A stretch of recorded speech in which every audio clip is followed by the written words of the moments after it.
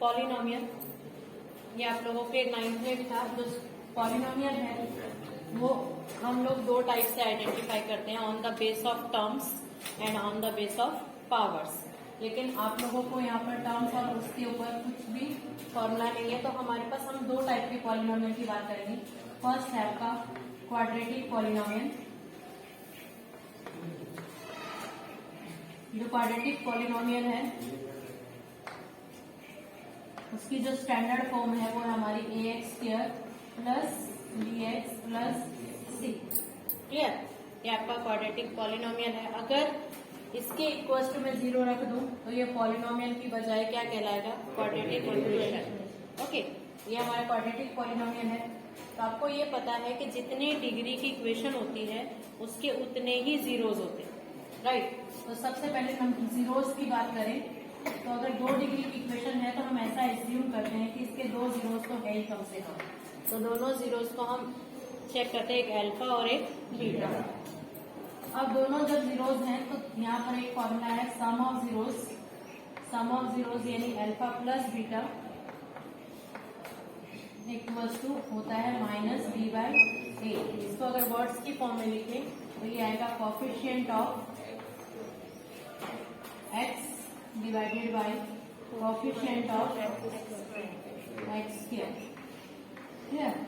और फिर है प्रोडक्ट ऑफ जीरोस। अगर प्रोडक्ट ऑफ जीरोस की बात करें तो alpha into beta equals to होता है c/a। c क्या है हमारी? Constant term divided by coefficient of x², right?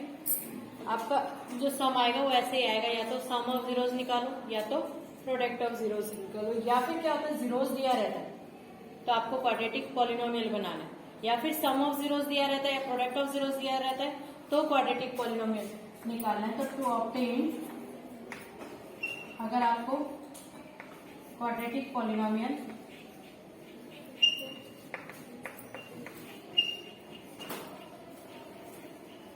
आपको अगर ऑब्टेन करना है तो इसके लिए फॉर्मूला k यानी कांस्टेंट टर्म है कुछ भी, x² minus sum of zeros into x plus product of zeros.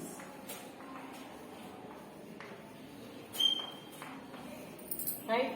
ये आपको अगर डायरेक्ट अल्फा बीटा दिया है तो सबसे पहले अल्फा प्लस बीटा निकालो, फिर अल्फा बीटा मल्टीप्लाई करो और फिर आप इस फॉर्मूले में डायरेक्ट रख दो, आपका क्या आएगा? Standard form. और लेकिन स्टैंडर्ड फॉर्म में लाने के लिए अगर अपॉन में टर्म हो इनमें से कोई भी तो आप लोगों को पहले एलसीएम लेके सॉल्व करना है, उसके बाद ही आप जो वैल्यू आएगी वही आपकी क्या कहलाएगी? Standard form of quadratic polynomial. ठीक है? नेक्स्ट है, अगर क्वाड्रेटिक पॉलिनोमियल का ग्राफ बनाना है तो जो क्वाड्रेटिक पॉलिनोमियल है उसका ग्राफ जो होता है वो होता है पैराबोला। सबसे पहले ग्राफ का नाम क्या है? अगर क्वाड्रेटिक पैराबोला, इसको डायरेक्ट बोलते हैं। अगर आपका एक मार्क में पूछा जाता है the graph of a quadratic polynomial is dash, तो बीच में ऑप्शन रहेगी straight line, parabola and so on. तो आपका जो क्वाड्रेटिक इक्वेशन पॉलिनोमियल है इसका ग्राफ जो बनता है इसको हम पैराबोला बोलते हैं। तो यहाँ हमारी बुक के अंदर जो है पैराबोला 2 टाइप का है। फर्स्ट है एक मान लो ओपन अपवर्ड और दूसरा है ओपन डाउनवर्ड।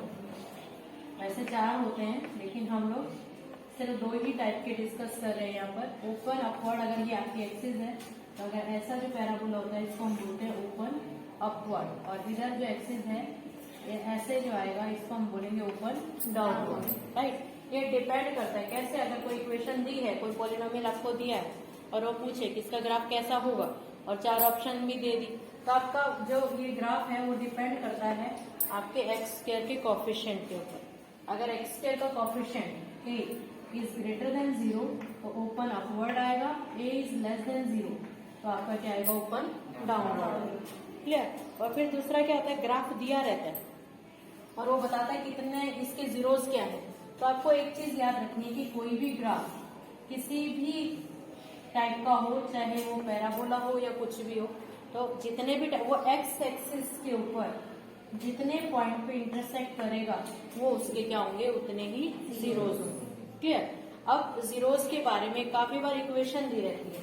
इक्वेशन क्या है, जैसे x² - 1। क्लियर। उसने पूछा है कि इसका ग्राफ एक्स एक्सिस पे कितने पॉइंट पे इंटरसेक्ट करेगा, ऐसा क्वेश्चन आ सकता है। या फिर कैसा पूछेगा, इसके रियल जीरोज कितने हैं। दो टाइप के जीरोज होते हैं, एक तो होता है जीरोज। जीरोज मैंने तुम्हें बोला जितने डिग्री की इक्वेशन उतने ही जीरोज होते हैं, ऐसा हम एज्यूम करते हैं। वो अलग बात है कि निकले कि ना निकले, उसको फैक्टराइज करने के बाद पता लगेगा ना कि कितने आए हमारे पास आंसर। सिर्फ जीरोज बोला तो हमने डायरेक्ट लिख दिया यहाँ पर 3, लेकिन रियली इसके कितने फैक्टर मिल रहे हैं, रियली हमें एक्स की कितनी वैल्यू मिल रही है जो हमारी एक्स एक्सिस पे इंटरसेक्ट करती है, उसको हम बोलते हैं रियल जीरोज।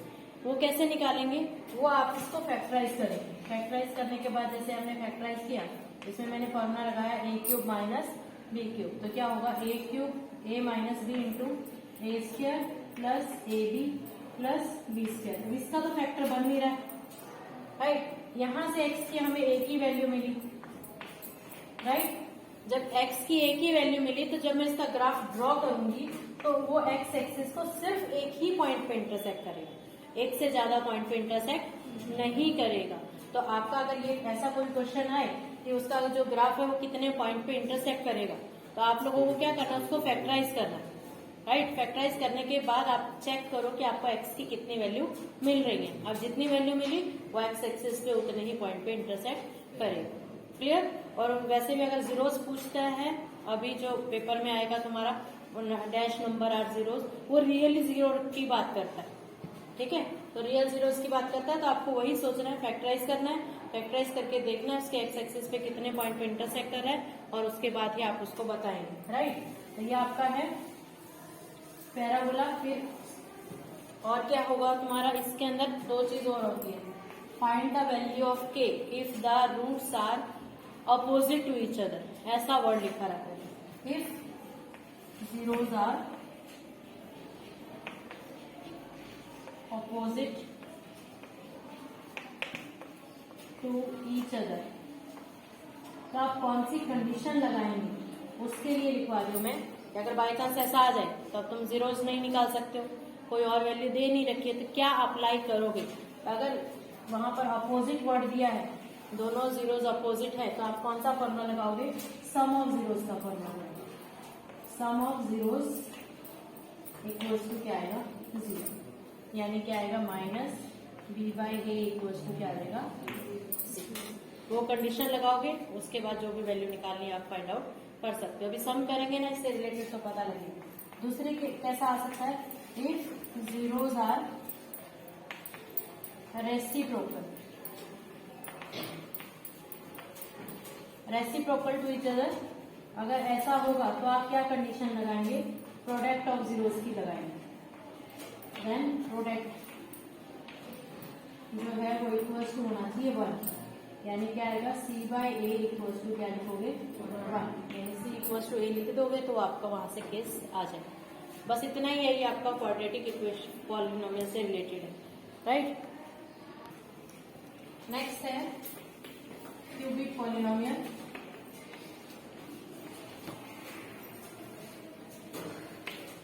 क्यूबिक पॉलिनोमियल जैसा नाम से पता लग रहा है, जो आपकी हाईएस्ट पावर है वो 3 होगी, bx² plus cx plus d, ये हमारी स्टैंडर्ड फॉर्म है, राइट। 3 डिग्री की इक्वेशन है, तो जीरोज भी उसके 3 ही होंगे, राइट।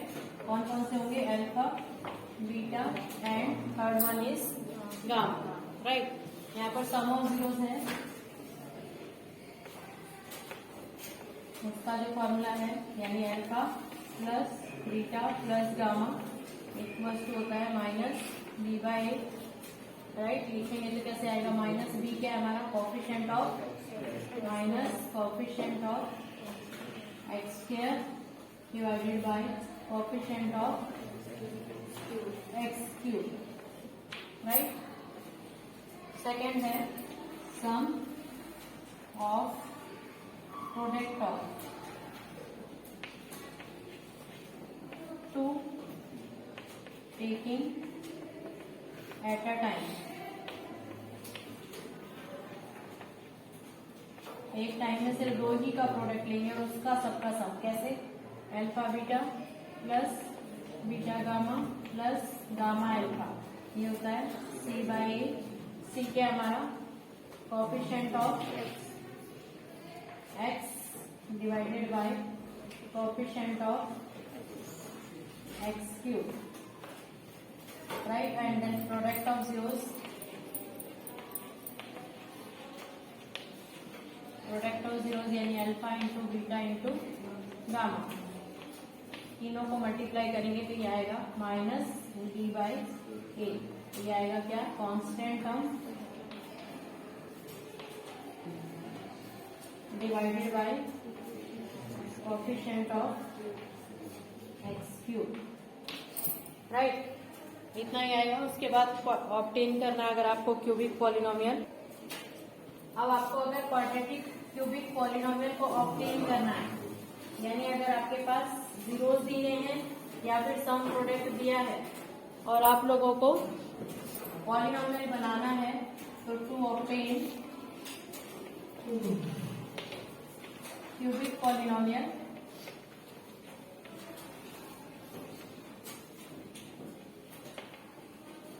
तो भी आपको वही फॉर्मूला के, ये कांस्टेंट टर्म है, then x cube minus alpha plus beta plus gamma into x square plus alpha beta plus beta gamma plus gamma alpha into x minus alpha beta and gamma, right. तो यही है आपके पास, ये basic चीजें थी। उसके बाद इस लेसन में है आपका लॉन्ग डिवीजन मेथड और लॉन्ग डिवीजन मेथड, और क्या है, एक हम यूज करेंगे इसके अंदर रिमाइंडर थ्योरम। रिमाइंडर थ्योरम जो थी वो हम लोगों ने 9th में पढ़ी थी। उसमें क्या है आएगा, find the value of a या find the value of k if one of the zeros is this, right, ऐसा कुछ क्वेश्चन आएगा।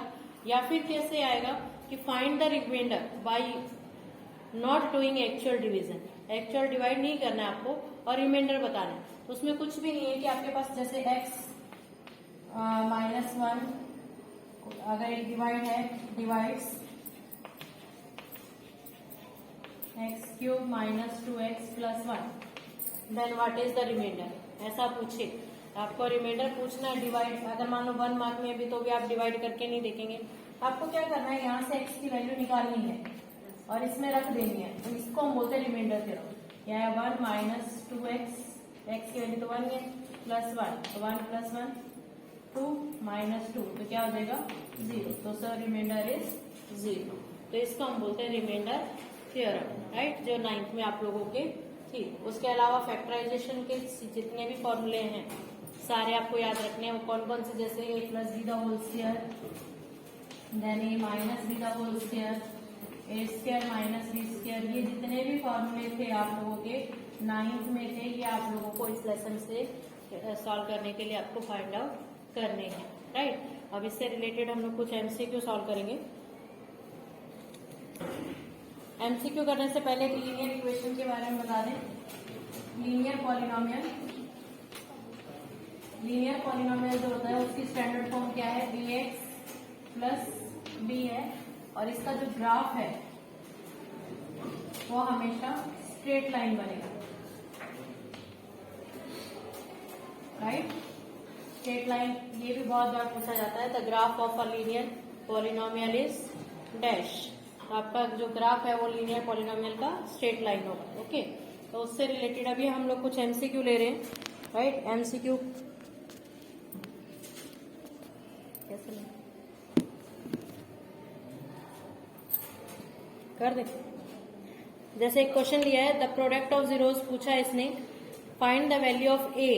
एक पॉलिनोमियल दिया है px इक्वल्स टू, क्वेश्चन है a x square minus 6x plus 6, right. Find the value of a if the product of zeroes is 4। इसने क्या दिया, प्रोडक्ट ऑफ जीरोस क्या दिया है 4, क्लियर। एमसीक्यू में है। तो प्रोडक्ट ऑफ जीरोस का आपको फॉर्मूला याद होना चाहिए, क्या होता है, सी बाय ए। इसकी वैल्यू क्या देती है, 4, सी की वैल्यू क्या है 6, ए की वैल्यू ए ही है हमारे पास 4, क्रॉस मल्टीप्लाई करेंगे, then 4a equals to 6, a equals to 6/4, 2 2 ज़ा 2 3 ज़ा, तो क्या आ जाएगा 3/2, राइट। ये ऐसे वाला सम आएगा। या फिर कैसे आएगा कि एक बहुत इजी जैसा सम है, लेकिन आप लोगों को पता होना चाहिए कि वो बनेगा कैसे। इसमें क्या दिया है, if a equals to 1, b equals to -2√3 and c equals to 2, right, ऐसा दे दिया डायरेक्ट। उसने बोला है then the standard form of quadratic polynomial, तो स्टैंडर्ड फॉर्म क्या होगी, इसमें कंफ्यूज होने की जरूरत नहीं है। हमारी स्टैंडर्ड फॉर्म होती क्या है, ax² प्लस bx+ c। इसमें बच्चे ना कंफ्यूज जैसे हो जाते हैं कि अगर 3 दिया है तो अल्फा बीटा गामा एज्यूम कर बैठते हैं। आपको कुछ ऐसा सोचना नहीं है, a b c बोला तो हमारी स्टैंडर्ड फॉर्म इसलिए आप लोगों को लिखवाई, a की जगह a की वैल्यू रखो 1x², b की जगह b की वैल्यू रखो -2√3x प्लस c की जगह c लिख दो, तो ये आएगा x² plus minus -2√3x plus 2, बस इतना ही आंसर आ जाएगा। इसलिए इसको कंफ्यूज नहीं होना है कि अल्फा बीटा गामा नहीं है। जहाँ अल्फा बीटा गामा होगा वहां पे स्पेशल आपको अल्फा बीटा गामा दिया रहेगा, जहाँ ABC दिया है वहां पर आपको डायरेक्ट इक्वेशन वैल्यू लगाकर सॉल्व करनी है। ओके, बस द ग्राफ ऑफ, एक और है द ग्राफ ऑफ x² -9। अभी मैंने एक ऐसा सम लिया था, the graph of x² -9 intersect x axis at dash point. उसने पूछा है तो इसमें px दिया है, क्या आएगा x² -9, और उसने बोला है कि कितने पॉइंट पे इंटरसेक्ट करेगा वो ग्राफ। तो आपको क्या बताया था, ऐसी कंडीशन में सबसे पहले इसको क्या करेंगे, हम फैक्टराइज करेंगे। तो यहाँ फॉर्मूला लगेगा a² - b² का, a - b into a plus b। तो x के 2 फैक्टर मिले, यानी x की 2 वैल्यू मिली हमें, -3 और 3, राइट। तो यानी 2 वैल्यू मिली, तो यहाँ पर कितना आएगा, 2 पॉइंट पे इंटरसेक्ट करेगा। वो सिंपल ऐसे ही आपको लिख देना है कि अगर फिलिंग द ब्लैंक्स की फॉर्म में आएगा तो। ओके, बस यही है इंट्रोडक्शन। नेक्स्ट वीडियो में हम लोग लॉन्ग डिवीजन मेथड सीखेंगे। Okay, thank you.